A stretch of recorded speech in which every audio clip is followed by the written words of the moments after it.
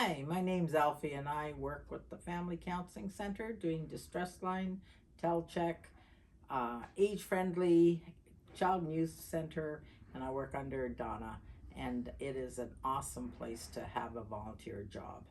We reach out to clients with our tel check program, and I'm telling you, the people are so sweet. We've grown our um, database from, I believe it was 85 before the pandemic, and now we're over 228 calls we make a day, and it's really something to call some of these people. We have people who don't ever get to talk to anybody, and we're their one and only call a day. Imagine not ever talking to anyone until we give them a call to say, hey, how's it going today? And I mean, I had one woman say to me, we're her angels.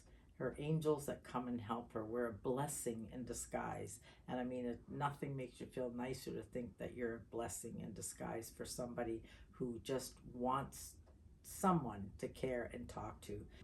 I just love being there. I've been there for 5 years. I just celebrated my fifth year of being with family counseling. I've even moved up in my role. I started out just making phone calls, going down to the center and just picking up the phone or taking the distress calls.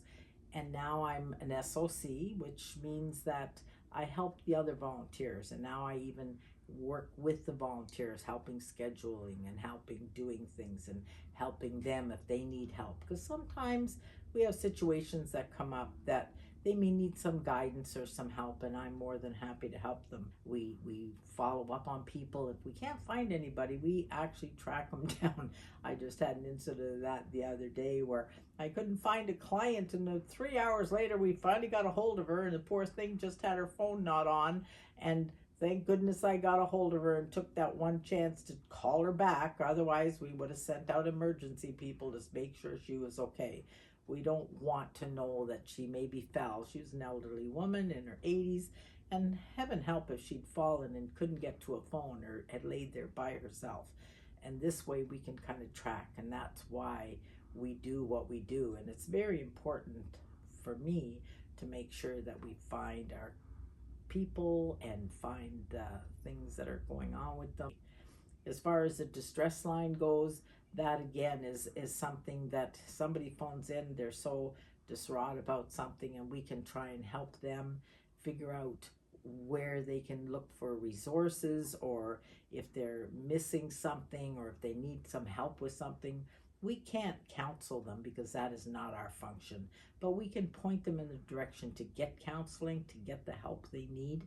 And sometimes that's all they need, is to know that there's somebody out there who will just listen and know that we can point them to family counseling, or to children's aid, or to an AA meeting, or to a drug addiction place, or anything, or housing, or food, or shelter, because sometimes they just don't know where to go.